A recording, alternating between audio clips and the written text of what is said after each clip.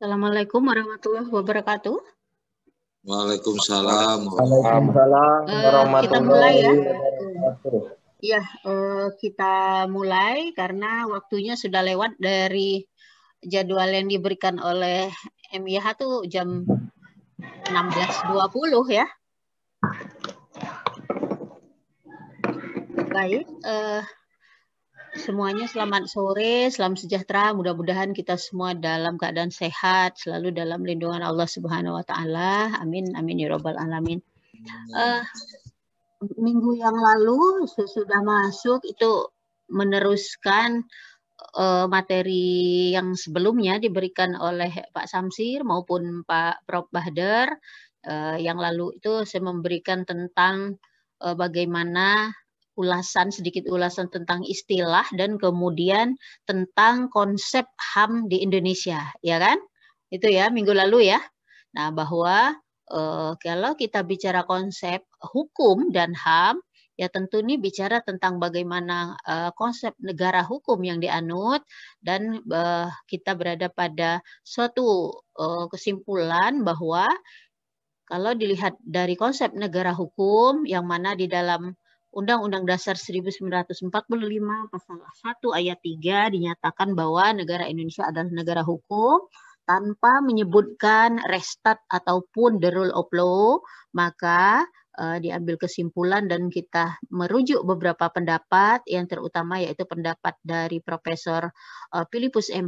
John bahwa Indonesia itu adalah negara yang memang tidak bisa dipungkiri dipengaruhi oleh konsep negara hukum. Restat juga dipengaruhi konsep negara hukum, the rule of law atau Anglo-Saxon, tetapi tidak serta-merta itu diadopsi sama bulat-bulat gitu istilahnya, tetapi kita mempunyai ciri tersendiri yaitu negara hukum, konsep negara hukum Pancasila.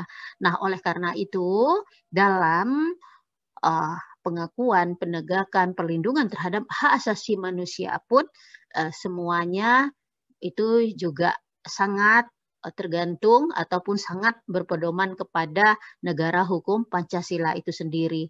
Nah, yang mana kalau di negara luar, di barat itu sangat mengutamakan individualistis, tetapi kalau kita ini mengutamakan yang sifatnya kerahasiaan ya, hubungan antara pemerintah dan masyarakat. Nah, di mana Pancasila inilah juga yang merupakan satu alat ataupun sarana penyaring daripada pemberlakuan HAM itu sendiri. Nah, pada hari ini saya akan melanjutkan bahwa kalau kita bicara tentang hak asasi manusia, halo, suara saya bisa didengar dengan baik ya? Bagus, Bu. Dengar, Bu. Baik, Bu. Dengar ya? Oke. Dengar, Bu.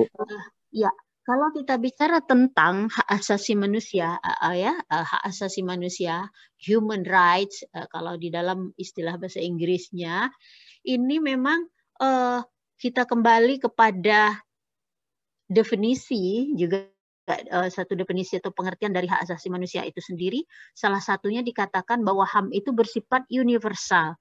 Walaupun kata-kata universal ini juga akan menimbulkan pertanyaan juga yang bagaimana yang universal itu kan seperti itu ya. Nah, karena HAM itu juga sangat dipengaruhi oleh ideologi ya, pandangan hidup, budaya satu bangsa, rasanya memang tidak memungkinkan apa yang ada di luar sana, istilahnya yang berlaku di Amerika, yang berlaku di Inggris, sama halnya berlaku juga di Indonesia, yang berlaku di negara Cina misalnya, berlaku di Indonesia, itu memang tidak memungkinkan. Nah, pendapat para ahli juga menyatakan demikian, ada memang yang bisa berlaku secara universal kita ikutin, tetapi juga ada yang dibatasi gitu. Apa yang membatasi pemberlakuan HAM itu yaitu undang-undang yang berlaku di suatu negara.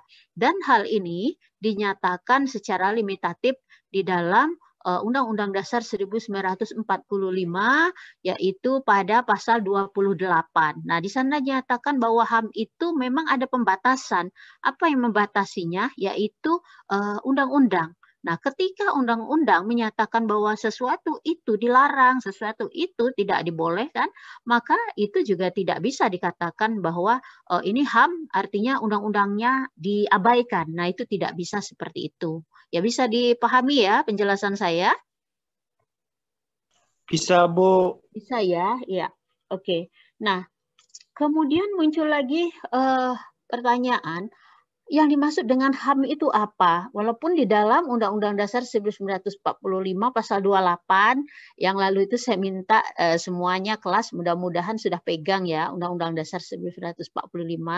Di pasal 28 itu kan disebutkan ada hak untuk hidup dan sebagainya. Nah, hal ini juga kita tahu bahwa hukum ada yang namanya sesuatu itu yang diakui secara universal atau secara internasional yang saya katakan tadi. Nah, di sini di layar ini di slide terlihat ya dengan jelas ya ada yang namanya covenant internasional tentang hak-hak sipol. Sipol itu singkatan dari sipil politik. Nah, hak sipil politik ini ya hak sipil politik ini dari awal itu memang merupakan suatu katakanlah ini kesepakatan ya secara internasional, hak-hak yang ada di dalamnya itu yang kemudian dimuat di dalam suatu covenant. Covenant ini apa kata lainnya? Kata lain dari covenant itu apa yang ada hukum internasional nggak di sini? Apa kata lainnya covenant?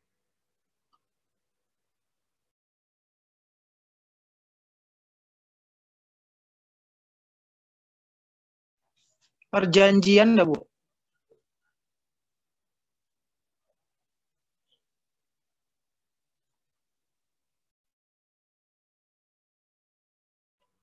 Oke, semacam perjanjian internasional yang diikuti oleh negara-negara ya negara-negara pihak itu dan kemudian ini kovenant ini yang pertama kali itu adalah kovenant yang disebut dengan International Covenant on Civil and Political Rights. Nah, ini hak asasi manusia yang digolongkan, ini penggolongannya ya, yang digolongkan ke dalam yang disebut dengan kalau bahasa Indonesia itu hak sipil politik, Civil and Political Rights. Nah, disingkat jadi International Covenant on Civil and Political Rights, ICCPR. Nah, ini yang mana kalau hak sipil politik itu, ini menyangkut hak-hak yang seperti apa, ya kan? Nah, ini kita lihat di sini di slide saya sudah menampilkan ini hak sipol ini, Kovenant Internasional hak sipil politik ini dia merupakan perjanjian ya yang lahir hasil kompromi politik ini antara kekuatan yang negara sosialis ya juga negara kapitalis. Memang dikatakan ini juga lahir pada situasi mempengaruhi legislasi perjanjian internasional HAM yang sedang dibentuk ya Komisi HAM di PBB. Nah, hasilnya adalah bahwa adanya suatu pemisahan kategori hak-hak sipil politik dengan hak-hak dalam kategori hak ekonomi, sosial dan budaya. Nah, itu. Jadi ini bisa dipahami ya. Nanti dalam penjelasan selanjutnya mudah-mudahan lebih paham lagi bahwa HAM itu ada kategori-kategorinya, yang mana saja. Nah, ini secara garis besar di dalam perjanjian internasional hasil musyawarah ya dengan Komisi HAM di PBB itu dinyatakan bahwa ada yang namanya sekali lagi HAM yang digolongkan ke dalam lingkupnya itu adalah golongan sipil politik, hak sipil dan politik, sipol. Nah, dengan kata lain civil and political rights tadi. Nah, selain daripada ini ada juga hak yang namanya hak ECOSOC, yaitu International Covenant on Economic, Social and Cultural Rights tadi. Nah, kita ini kan satu-satu ya. Ini covenant ini atau perjanjian internasional ini ya, perjanjian internasional ini kedua covenant ini atau kedua hasil konferensi ini sering dikatakan sebagai twins kembar gitu ya, covenant kembar. Nah, dia memang ini perjanjian ini dilakukan, ini dilahirkan di bawah situasi yang memang katakanlah kurang begitu kondusif pada saat itu. Nah, sehingga ini sampai saat ini semua anggota PBB menjadi negara pihak dari Kopenhan ini. Nah, sebagaimana kita ketahui bahwa sebuah konferensi internasional, perjanjian internasional atau Kopenhan itu kan dia belum mempunyai sanksi yang tegas ketika belum diratifikasi. Nah, untuk Indonesia, maka agar ini bisa berlaku dengan baik, ya bisa diterapkan dengan baik, maka ini diratifikasilah dengan untuk Kovenant yang satu ICCPR tadi yang hak sipil politik itu diratifikasi dengan Undang-Undang Nomor 11 Tahun 2005, sedangkan untuk yang Kovenant hak ekonomi, sosial budaya, ECOSOC tadi itu diratifikasi dengan Undang-Undang Nomor 12 Tahun 2005. Nah, sampai di sini ada pertanyaan dulu nggak sebelum saya teruskan? Nanti jangan sampai ini saya sudah meneruskan ke slide-slide berikut, tetapi ternyata masih menyisakan pertanyaan, bingung gitu. Silahkan, ada yang mau bertanya sebelum dilanjutkan?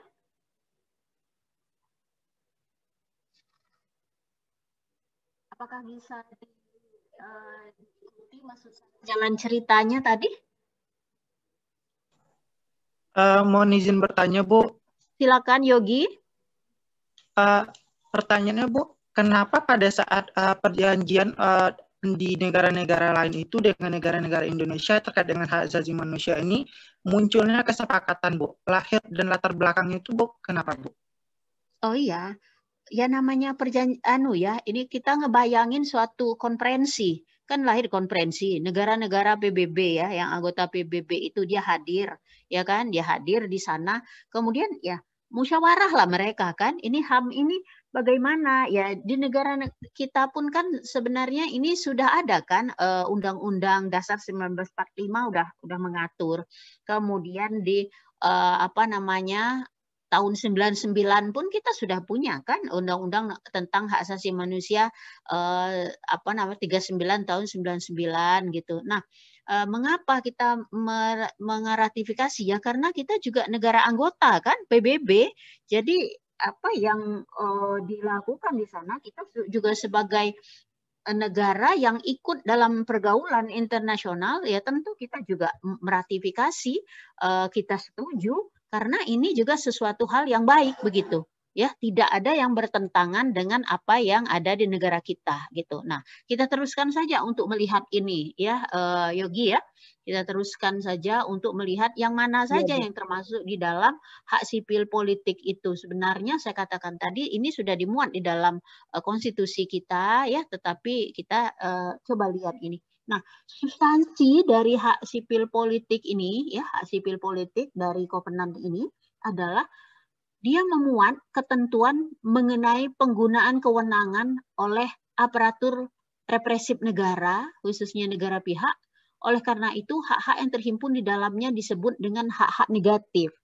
Nah, bertolak belakang dengan hak ECOSOC, ya hak ECOSOC itu. Hak negatif itu artinya negara tidak boleh mengurangi begitu. Negara tidak boleh. Kalau hak sosial ekonomi, negara justru positif, harus memenuhinya.